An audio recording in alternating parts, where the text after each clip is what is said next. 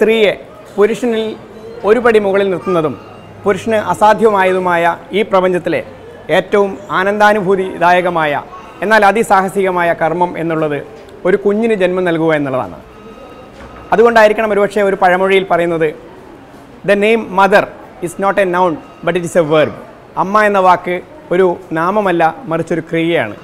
Media one സ്റ്റെതസ്കോപ്പിൽ ഇന്ന് നിങ്ങളെ കൊണ്ടുപോകുന്നത് ഗർഭധാരണവും പ്രസവവുമായി ബന്ധപ്പെട്ട വിഷയങ്ങളിലേക്കാണ്.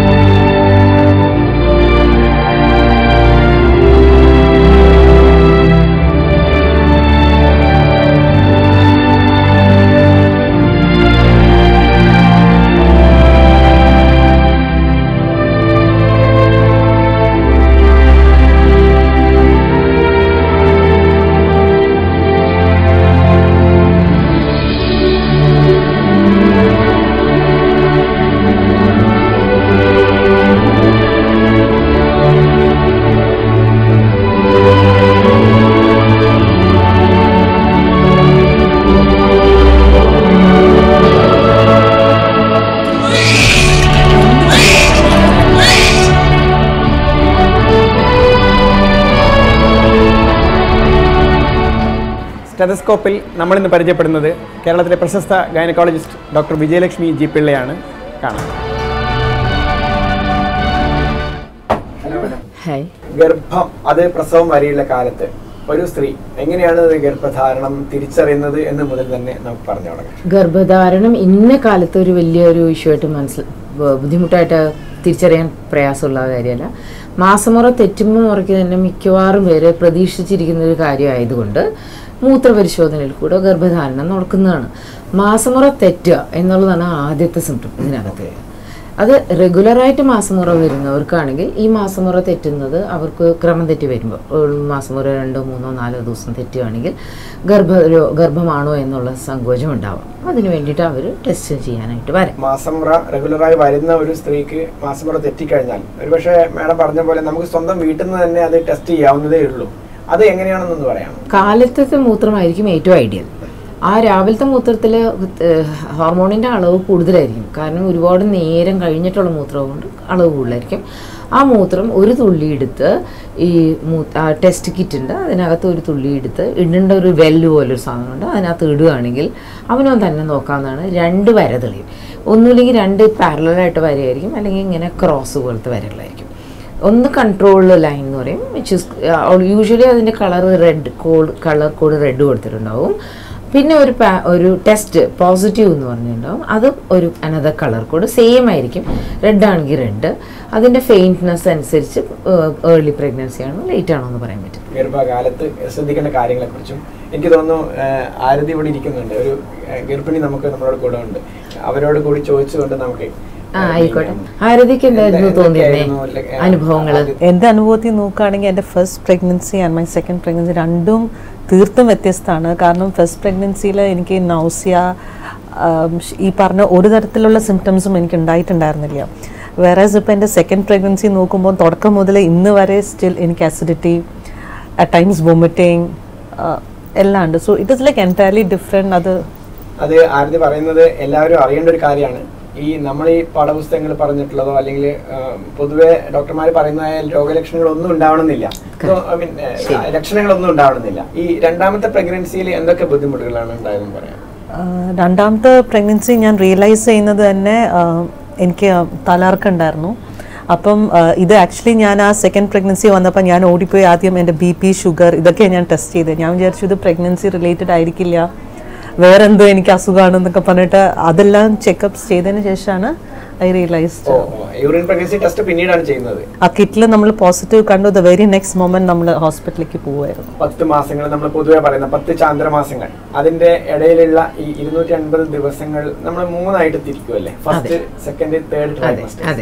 ഈ 3 ട്രൈമസ്റ്റേഴ്സിലും ഉണ്ടാവുന്ന മാറ്റങ്ങളെ കുറിച്ച് കൂടി ഞങ്ങൾ പറയാറ് second trimester honeymoon period of pregnancy.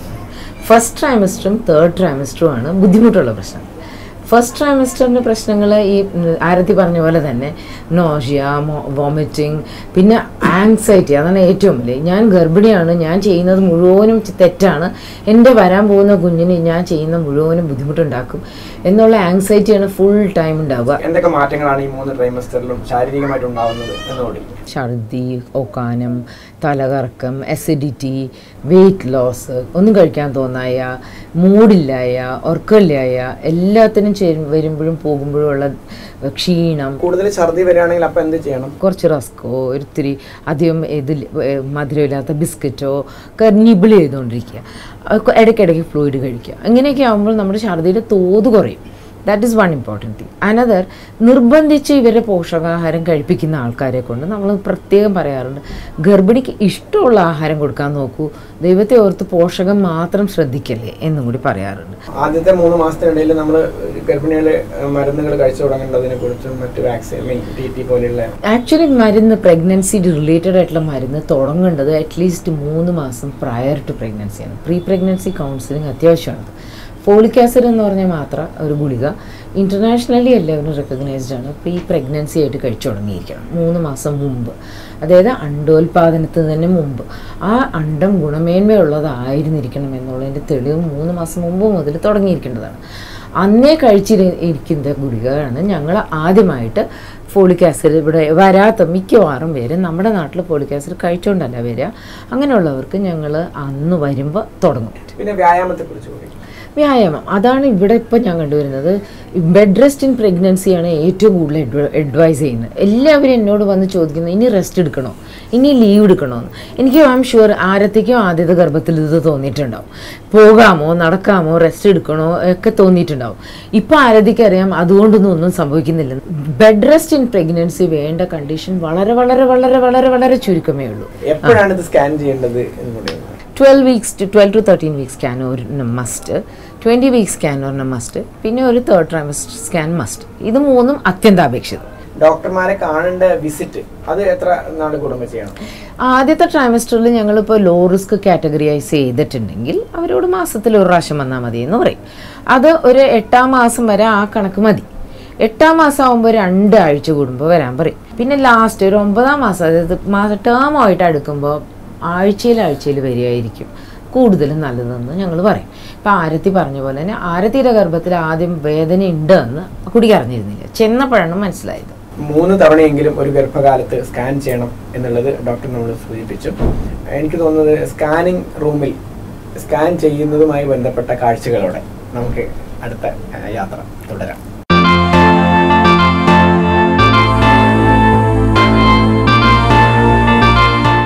Fallopian ട്യൂബിലകത്ത് വെച്ചിട്ട് ബീജം അണ്ടവുമായി സംയോജിച്ചതിന് ശേഷം എനിക്ക് തോന്നുന്നു ഒരു 2 ആഴ്ചക്കുള്ളിൽ അത് ഫലോപ്പിയൻ ട്യൂബ് വഴി ഗർഭപാത്രത്തിനകത്തെത്തും. അതിന് അവിടെ ഇംപ്ലാന്റേഷൻ നടക്കും എന്നുള്ളത് നമുക്കറിയാം. അതിനുശേഷമാണ് നമ്മൾ ഈ സ്കാനിങ്ങിൽ ഇത് കാണാൻ പറ്റുള്ളൂ. ഏറ്റവും ഏർലിയസ്റ്റ് ആയിട്ട് സ്കാനിങ്ങിൽ നമുക്ക് ഈ എംബ്രിയോ അല്ലെങ്കിൽ ഭ്രൂണം കാണാൻ പറ്റുന്നത് എപ്പോഴാണ്? കറക്റ്റ് പറയുകയാണെങ്കിൽ ഭ്രൂണം പുറത്തേക്ക് കാണണമെങ്കിൽ 1200-1500 ബീറ്റ സബ് യൂണിറ്റ് വരുമ്പോഴത്തേക്ക് കാണാൻ പറ്റും. ഒരു 5 ആഴ്ചയെങ്കിലും ആകാതെ യോഗ് സാക്ക് കാണാൻ പറ്റില്ല. ഒരു 5 വീക്സ് 4 ഡേയ്സും 5 വീക്സ് 5 ഡേയ്സൊക്കെ ആകുമ്പോഴത്തേക്കും ഫസ്റ്റ് ഹാർട്ട് ബീറ്റ് ഡിറ്റക്ട് ചെയ്യാൻ പറ്റും. ഇതിപ്പോൾ ഒരു 8 വീക്സ് 4 ഡേയ്സിൻ്റെ സ്കാനാണ്. This is a heartbeat which is very well detected. ഇത് ഒരു ഓവറി. ഈ സമയത്താണ് ഞങ്ങൾ ഏർലി സ്കാനിലാണ് ഞങ്ങൾ റൈറ്റ് ഓവറി എങ്ങനെയുണ്ട്, ലെഫ്റ്റ് ഓവറി എങ്ങനെയുണ്ട്, വേറെ എന്തെങ്കിലും അവയവങ്ങൾക്ക് വേറെ തകരാറുകളുണ്ടോ, യൂട്രസ് തന്നെ ഷേപ്പ് വ്യത്യാസമുള്ളതാണോ ഇത്യാദികളൊക്കെ നോക്കണമെങ്കിൽ ഫസ്റ്റ് ട്രൈമസ്റ്റർ സ്കാനിലാണ് ഇതിൽ നിന്ന് തിരിച്ചറിയാൻ പറ്റുന്നത്. അതുപോലെ തന്നെ ഇരട്ട കുട്ടികളുണ്ട് ഇത്യാദികളുമൊക്കെ അറിയാൻ പറ്റുന്ന, ഇരട്ടയോ അതിൽ കൂടുതലോ ഉള്ള ഗർഭമുണ്ട് ഒക്കെ അറിയുന്നതും ഫസ്റ്റ് ട്രൈമസ്റ്ററിൽ കൂടിയാണ് അറിയാൻ പറ്റുന്നത്. അവയവങ്ങളുടെ വളർച്ച തുടങ്ങുന്നത് തിരിച്ചറിയുന്നത് ഏത് സ്കാനിങ്ങിലൂടെയാണ്? അബ്സല്യൂട്ട്ലി എംബ്രിയോജനസിസ് അറിയാവുന്ന അൾട്രാസോണോഗ്രാഫേഴ്സുകൾ ഒരു 6 ആഴ്ച കഴിയുമ്പോഴത്തേക്കും തന്നെ തിരിച്ചറിഞ്ഞു തുടങ്ങും. 8 ആഴ്ചയൊക്കെ ആകുമ്പോഴത്തേക്കും നമുക്ക് ലിംസ്, ഹെഡ്, ബാക്ക് ബോണൊക്കെ ഫോം ചെയ്യണം നന്നായി കാണാൻ പറ്റും, തിരിച്ചറിയാൻ പറ്റും. ഏത് പ്രായത്തിലാണ് ശരിക്കും ലിംഗനിർണ്ണയം നടക്കുന്നത്? നമുക്ക് പുറത്ത് പറയാൻ പറ്റില്ലെങ്കിൽ പോലും ഒരു ഡോക്ടർക്ക് അത് അറിയാം. ലിംഗനിർണ്ണയം ഭ്രൂണം ഉണ്ടാവുമ്പോൾ തന്നെ ഉണ്ടാവുന്നുണ്ട്. ഓക്കെ, അത് ഫെർട്ടിലൈസേഷനിൽ തന്നെ ലിംഗം നിർണ്ണയിച്ചു കഴിഞ്ഞിട്ടുണ്ട്. ഏർലി ഡേറ്റിംഗ് സ്കാൻ കണ്ടു, നമ്മളൊരു 8 ആഴ്ചയുടെ ഉള്ളിലുള്ളൊരെണ്ണം കണ്ടു. ഇനി അടുത്തത് വരുന്നത് 11 to 13 വീക്ക് സ്കാൻ എന്ന് പറയും. ഞാൻ ഇപ്പോൾ കാണിക്കുന്ന ഇമേജസ് ഒരു 12 വീക്ക് വരെയാണ്. ഇതിനകത്ത് കൗണ്ടൻസ് ലെങ്ത് കൂടാതെ apart from all those things വളരെ ഇമ്പോർട്ടൻ്റ് ആയിട്ടുള്ളൊരു പാരാമീറ്റർ ഉണ്ട്. ദാറ്റ് ഈസ് കോൾഡ് NT എന്ന് പറയും, ന്യൂക്കൽ ട്രാൻസ്ലൂസൻസി. ഈ ഒരു പാരാമീറ്റർ ഞങ്ങൾ വളരെ വ്യക്തമായി നോക്കേണ്ടതുണ്ട്. മൂക്ക്, ന്യൂക്കൽ തിക്നെസ്, നേസൽ ബോൺ ഇത്യാദികളൊക്കെ വളരെ നോക്കേണ്ടിയിരിക്കുന്നു. നമ്മുടെ നാട്ടിലെ medico legal termination of pregnancy act പ്രകാരം 20 ആഴ്ച വരെ ഒരു ഗർഭം അലസിപ്പിക്കാൻ പറ്റുള്ളൂ. അടുത്ത ഘട്ടം എന്ന് പറയുന്നത് ഓൾമോസ്റ്റ് ഡെലിവറി അടുത്തുകൊണ്ടിരിക്കുന്നു. അപ്പോൾ ഈ കുട്ടിയുടെ പൊസിഷൻ അല്ലെങ്കിൽ അതിൻ്റെ മറ്റ് ശരീരഭാഗങ്ങൾ എവിടെയൊക്കെ കിടക്കുന്നു എന്നുള്ളത് വളരെ പ്രധാനപ്പെട്ടതാണ്. അത്യാവശ്യം ഈ ബോൾ ഷേപ്ഡ് ആയിട്ട് കാണുന്നത് ഇതാണ് ഈ തല. ഇത് തല കീഴോട്ടാണ്. ഇനി ഇത് കാണുന്നത് ഈ സൈഡിൽ കൂടെ കാണുമ്പോൾ ഇതിൻ്റെ മുഖഭാവമാണ്, ഈ മുഖമാണ് കാണുന്നത്. ഇത് കണ്ണാണ് ഈ കണ്ടുകൊണ്ടിരിക്കുന്നത്. കുഞ്ഞിൻ്റെ മറുപുള്ള മുകളിലായതുകൊണ്ട് ഇത്തിരി ബുദ്ധിമുട്ടാണ് കണ്ടുപിടിക്കാനും, എന്നാലും മുഖം, മൂക്ക് കാണാം. ഇത് മുഴുവനും ലൂപ്സ് ഓഫ് കോഡാണ്. ഇത് മറുപുള്ളിയാണ് ഈ കാണുന്നത്. This is very well attached anteriorly എന്ന് പറയും നമ്മൾ. ഇത് വെച്ചിട്ട് നമുക്കൊരു നോർമൽ ഡെലിവറിയിലേക്കാണോ പോകുന്നത് എന്നുള്ളത് ഏതാണ്ട് പൂർണ്ണമായും ഏതാണ്ട് ഞങ്ങൾക്ക് അസസ്മെന്റിൽ വരുന്നത് ഇത് അബ്സല്യൂട്ട്ലി ലോ റിസ്ക് ആയിട്ടുള്ള ഒരു പ്രഗ്നൻസി ആയിട്ടും നോർമലി ഹെഡ് ഡൗൺ ആയിട്ടും വെൽ ഫ്ലെക്സ്ഡ് ആയിട്ടുള്ള ഹെഡായിട്ടുള്ള ഒരു വുമണാണ്. ആൻഡ് മൂത്രാശയത്തിനോട് വളരെ അടുത്തിരിക്കുന്നു തല. അപ്പോൾ ഈ കുട്ടിക്ക് നോർമൽ ഡെലിവറിക്കുള്ള സാധ്യത ഏതാണ്ട് 90% ഉണ്ടെന്ന് തന്നെ വിചാരിക്കാം. ഗർഭകാലത്ത് നമ്മുടെ ആശുപത്രിയിൽ ഇവർക്ക് ഫിസിയോതെറാപ്പി സൗകര്യങ്ങളുണ്ട് അല്ലേ? അത്തരം ഫിസിയോതെറാപ്പി കാഴ്ചകളിലൂടെ നമുക്ക് സഞ്ചരിക്കാം.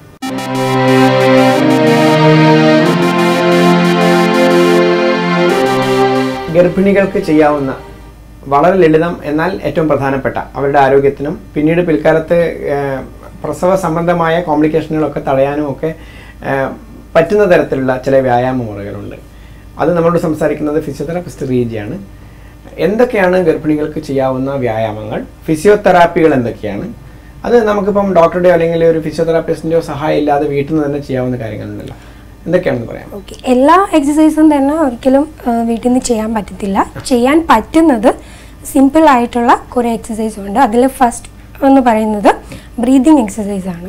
അപ്പോൾ അത് മെയിൻലി 4 ടൈപ്സ് ആണ് ഉള്ളത്. അത് നമ്മൾ ചെയ്യുന്നത് എന്തിനാന്ന് വെച്ച് കഴിഞ്ഞാൽ നമ്മൾ ഈ സ്റ്റെപ്സ് കയറുമ്പോഴോ അല്ലെങ്കിൽ കൂടുതൽ സംസാരിക്കുമ്പോഴൊക്കെ ഒരു കിതപ്പ് അതുപോലെ അനുഭവപ്പെടാറുണ്ട്. അപ്പോൾ അതൊന്ന് കുറയ്ക്കാൻ വേണ്ടിയിട്ടാണ് നമ്മൾ ബ്രീതിങ് എക്സസൈസ് ചെയ്യുന്നത്. ഇപ്പോൾ നമ്മുടെ കൂടെ ഉള്ളത് സിസ്റ്റർ ഡെയ്സിയാണ്. എങ്ങനെയാണ് എക്സസൈസ് ചെയ്യുന്നതെന്ന് സിസ്റ്റർ ഇപ്പോൾ നമുക്ക് വേണ്ടി ഡെമോൺസ്ട്രേറ്റ് ചെയ്ത് കാണിച്ചു തരും. ഫസ്റ്റ് ബാക്ക് സപ്പോർട്ടഡ് ആയിട്ട് ഇരിക്കുക.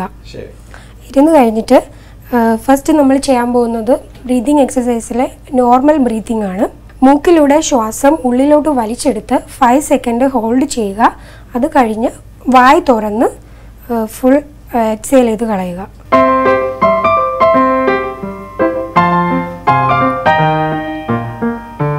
എത്ര തവണ ചെയ്യണം ഒരു ദിവസത്തിൽ? ഇതുപോലെ ഇത് 1 അവർ കൂടുമ്പോഴത്തേക്ക് ഓരോ എക്സസൈസും 5 ടൈംസ് വെച്ച് റിപ്പീറ്റ് ചെയ്യും.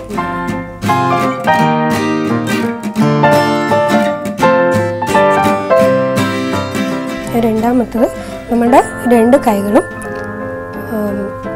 ബിലോ ക്ലാവിക്കലിൻ്റെ ലെവലിലോട്ട് പിടിക്കുക. തോളലിൻ്റെ താഴെ ചേർത്ത് പിടിക്കുക. അഗൈൻ നമ്മൾ ഫസ്റ്റ് ചെയ്തതുപോലെ തന്നെ മൂക്കിലൂടെ ശ്വാസം ഉള്ളിലോട്ട് വലിച്ചെടുക്കുന്നു. 5 സെക്കൻഡ് ഹോൾഡ് ചെയ്യുന്നു. എക്സേൽ ചെയ്ത് കളയുന്നതിൻ്റെ എൻഡ് ആകുമ്പോഴത്തേക്ക് നമ്മൾ ഒന്ന് പ്രസ് ചെയ്ത് കൊടുക്കുന്നു.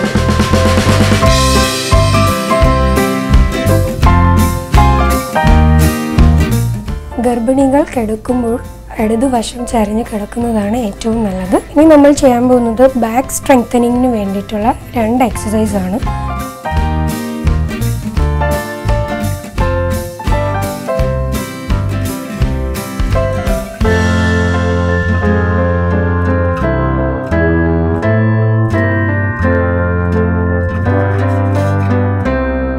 ടോ സ്റ്റാൻഡിങ് എന്ന് പറയുന്ന എക്സസൈസ് എങ്ങനെയാണ് ചെയ്യുന്നതെന്ന് നോക്കാം. നമ്മളൊരു ടേബിളിൽ സപ്പോർട്ട് ചെയ്ത് നിന്നിട്ട് ടോസിൽ മാക്സിമം സ്റ്റാൻഡ് ചെയ്യുക. അത് കഴിഞ്ഞ് 5 സെക്കൻഡ് ആ നിലയിൽ തുടരുക. ദെൻ സ്ലോലി ഡൗൺ ചെയ്യുക. അടുത്തതായിട്ട് നമ്മൾ ചെയ്യാൻ പോകുന്നത് ടെറാ ബാൻഡ് എക്സസൈസ് ആണ്. എങ്ങനെയാണ് ചെയ്യുന്നതെന്ന് കാണിക്കാം.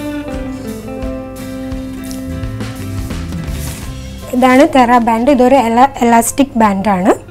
അപ്പോൾ ഇത് നേരെ ഹോൾഡ് ചെയ്യുക. എത്രത്തോളം സ്ലോ ആയിട്ട് വലിക്കാൻ പറ്റുമോ അത്രത്തോളം സ്ലോ ആയിട്ട് മാക്സിമം വലിക്കുക. അതുപോലെ തന്നെ തിരിച്ചു കൊണ്ടുവരിക. PCO ബോൾ എക്സസൈസ് ആണ്. അതിൽ കുറേ എക്സസൈസ് ഉണ്ട്. ഇപ്പോൾ നിങ്ങൾക്ക് വേണ്ട ഒരു 3 എക്സസൈസ് കാണിച്ചു തരാം. PCO ബോൾ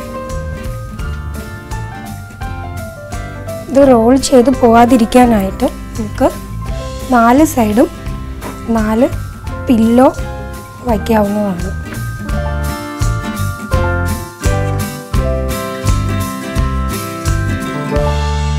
ഓക്കെ, ഇനി എക്സസൈസ് എങ്ങനെയാണ് ചെയ്യുന്നതെന്ന് നോക്കാം.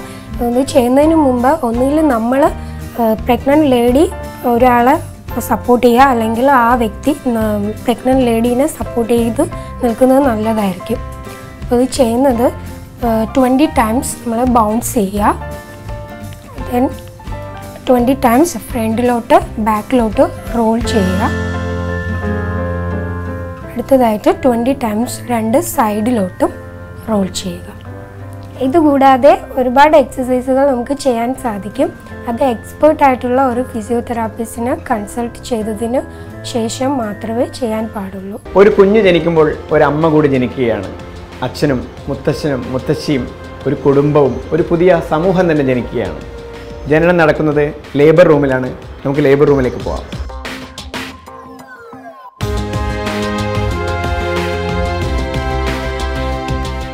അമ്മയാകാൻ പോകുന്ന സ്ത്രീയുടെ ഏറെ നാളത്തെ അവരുടെ കുടുംബത്തിൻ്റെ കാത്തിരിപ്പിൻ്റെ ശേഷം അവരുടെ സ്വപ്നവും ആഗ്രഹങ്ങളും സന്തോഷങ്ങളൊക്കെ പൂവണിയുന്ന ദിവസമാണ് ഒരു ലേബർ റൂമിനകത്ത് ഉണ്ടാകുന്നത്.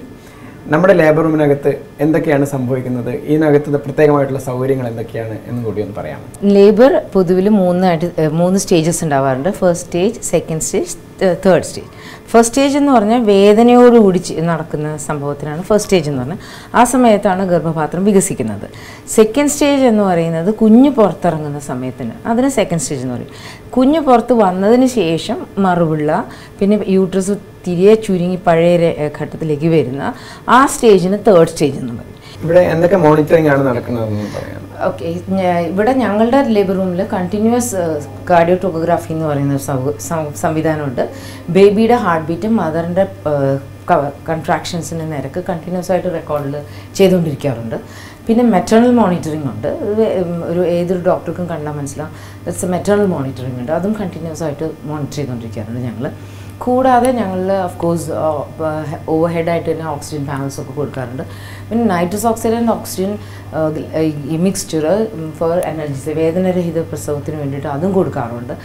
പിന്നെ ഇത് കൂടാതെ വേറെ പിന്നെ ഒരിക്കലും ഞങ്ങൾ പിറ്റോസിൻ പോലെയുള്ള ഡ്രിപ്പുകൾ ടൈട്രേറ്റഡ് അല്ലാതെ, അതായത് കണ്ടീഷൻ്റെ അളവ് കറക്റ്റായിട്ട് ഇല്ലാണ്ട് കൊടുക്കാറുന്നില്ല. അപ്പോൾ എപ്പോഴും ത്രൂ ഇൻഫ്യൂഷൻ പമ്പ് വഴിയേ കൊടുക്കാറുള്ളൂ. എന്തൊക്കെ കോംപ്ലിക്കേഷനുകളാണ് ഒരു നോർമലി നമ്മളൊരു ലേബറിൽ എക്സ്പെക്ട് ചെയ്യുന്നത്? ഓക്കെ, ലേബർ ലൈക്ക് ഏറ്റവും തമാശ എന്താണെന്ന് വെച്ച് കഴിഞ്ഞാൽ ലേബർ വളരെ അക്ലെയിംഡ് ആണ്, വളരെ ഇഷ്ടമാണ്. എല്ലാവരും വിചാരിക്കുന്ന പോലെ വളരെ ഫിസിയോളജിക്കലാണ്. പക്ഷേ ലേബറിൽ വരുന്ന കോംപ്ലിക്കേഷൻസ് ആണ് വളരെ അൺഎക്സ്പെക്റ്റഡ് ആയിട്ടുള്ള സീരിയസ് ആയിട്ടുള്ള കോംപ്ലിക്കേഷൻസ് വരാം. ഈ പ്രഗ്നൻസി ഇൻഡ്യൂസ്ഡ് ഹൈപ്പർ ടെൻഷൻ എന്ന് പറഞ്ഞാൽ ഈ കുട്ടിക്ക് നമ്മൾ വിട്ടുപോയാൽ ചിലപ്പോൾ ഫിറ്റ്സ് വരെ വരാം. ഓക്കെ, ആൻഡ് കുട്ടിക്കോ ഗർഭാവസ്ഥയിലുള്ള കുട്ടിയോ അല്ലെങ്കിൽ ഈവൻ അമ്മയുടെയോ മരണം വരെ സംഭവിക്കാം. പ്രസവാനന്തരം വരാവുന്ന രക്തസ്രാവം അതും വളരെയധികം ഹൈ ആയിട്ടിരിക്കും. അതിനൊക്കെ പ്രിവെൻറ്റീവ് മെഷേഴ്സും നേരത്തെ തന്നെ എടുക്കണം. നേരത്തെ തന്നെ നമ്മളൊരു സിസേറിയൻ സെക്ഷൻ പ്ലാൻ ചെയ്യാറുണ്ട്. ഇലക്റ്റീവ് സിസേറിയൻ സെക്ഷൻ പ്ലാൻ ചെയ്യാറുണ്ട്. ഫോർ എക്സാമ്പിൾ, ആദ്യത്തെ ഒരു ഗർഭം ബ്രീച്ചായിട്ട് തല മുകളിലായിട്ടിരിക്കുകയാണെങ്കിൽ സർവ്വതാ ഇന്ന് ലോകമെമ്പാടും ആക്സെപ്റ്റ് ചെയ്തേക്കുന്ന മാസം തികഞ്ഞ കുഞ്ഞാണെങ്കിൽ സിസേറിയനായിട്ട് പ്രസവിക്കണമായിരിക്കും നല്ലത്. ഇത് ഒരു ഫോഴ്സെപ്സ്, ഔട്ട്ലെറ്റ് ഫോഴ്സെപ്സ് എന്ന് പറയും. ഇത് ഉപയോഗിച്ച് കുഞ്ഞിൻ്റെ തല പുറത്തേക്ക് അനായാസം എടുക്കാൻ പറ്റാറുണ്ട് ബുദ്ധിമുട്ടുള്ള സാഹചര്യങ്ങൾ. ഇത് ഒരു വാക്യൂം കപ്പ്, ഇതൊരു സിലിക്കൺ വാക്യൂം കപ്പാണ്. വാക്യൂം ക്രിയേറ്റ് ചെയ്യാൻ ഉപയോഗിക്കുന്ന അപ്പാരറ്റസ് ഇതാണ്. ഇത് സ്വന്തമായിട്ട് ഓക്സിജൻ ആൻഡ് നൈട്രസ് ഓക്സൈഡ് ചേർന്നുള്ള ഗ്യാസ് മിക്സ്ചർ വലിക്കാനുള്ള ഒരു സാഹചര്യമാണ്. ഈ മൗത്ത് പീസുകൾ കൊണ്ട് തന്നെ പിടിച്ചിട്ട് ആവശ്യാനുസരണം അവനവന് വേദന വരുമ്പോൾ വലിച്ചെടുത്തിട്ട് വേദന സംഹാരിക്കാനായിട്ട് കൊടുക്കുന്നുണ്ട്. വലിക്കും തോറും ഈ ബെല്ലോസ് അതിനനുസരിച്ച് ഉപയോഗിച്ച് ആവശ്യമനുസരിച്ചുള്ള ഗ്യാസ് വലിച്ചെടുത്തോളും. വേദന കുറയുന്നു എന്ന് മാത്രമല്ല, സുഖകരമായ ഒരു ഫീലിംഗ് ആയിരിക്കും ഈ ഇത്. മറ്റ് ദോഷവശങ്ങളൊന്നും അതിന് ഇല്ല താനും. ഓക്സിജനുമായിട്ട് മിക്സ് ചെയ്ത് വരുന്ന കാരണം കുഞ്ഞിനോ അമ്മയ്ക്കോ വേറൊരു ദോഷവുമില്ല. നമുക്ക് ഈ സിസേറിയൻ സെക്ഷൻ നടക്കുന്ന ഓപ്പറേഷൻ തിയേറ്റർ വരെയും ഒന്ന് പോകാം.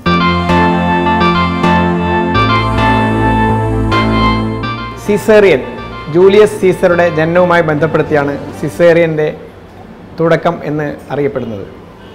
പക്ഷേ 1881 ജർമ്മൻ ഗൈനക്കോളജിസ്റ്റായ ഫെർഡിനാൻഡ് കെഹ്ററാണ് ആദ്യമായി സിസേറിയൻ സെക്ഷൻ നടത്തിയതായി ചരിത്രത്തിൽ രേഖപ്പെടുത്തിയിട്ടുള്ളത്.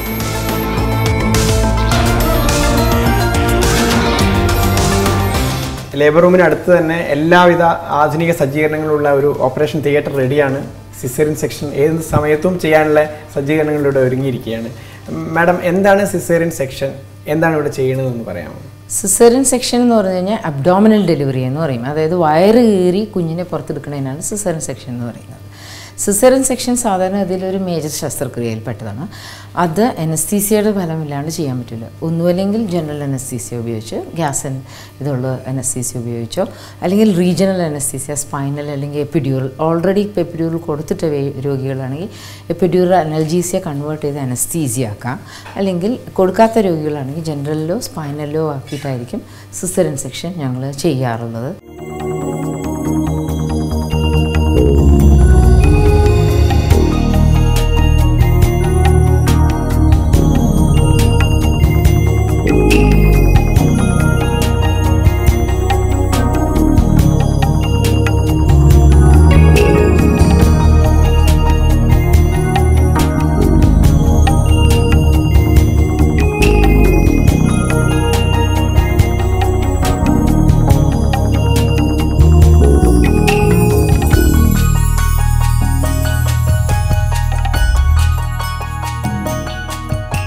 വയറ് ശരിക്കും ലൈക്ക് ഓൾ മേജർ ശസ്ത്രക്രിയ പോലെ പെയിൻറ്റ് ചെയ്ത് ഡ്രേപ്പ് ചെയ്തതിന് ശേഷം വയറ് ഇങ്ങനെ മിക്കവാറും 99.99% സമയത്തും ഇങ്ങനെ നെടുകയുള്ള ഒരു ഇൻസിഷൻ ആയിട്ട് തുറന്ന് യൂട്രസിലേക്ക് റീച്ച് ചെയ്ത് യൂട്രസ് തുറന്ന് കുഞ്ഞിനെ അകത്തുനിന്ന് എടുത്തിട്ട് പിന്നെ ഓരോന്ന് ലെയറായിട്ട് തുന്നുക. യൂട്രസ് ആദ്യം തുന്നുക, പിന്നെ അബ്ഡോമിനിലെ ലെയർ ബൈ ലെയർ തുന്നുക.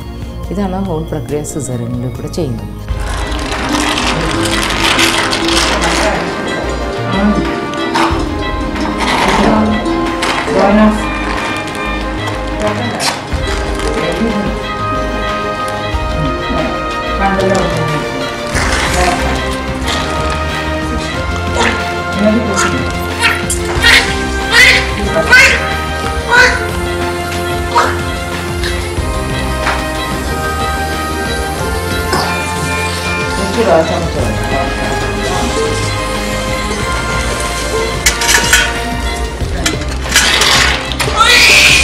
എന്ത് രോഗം നല്ലതല്ലേ?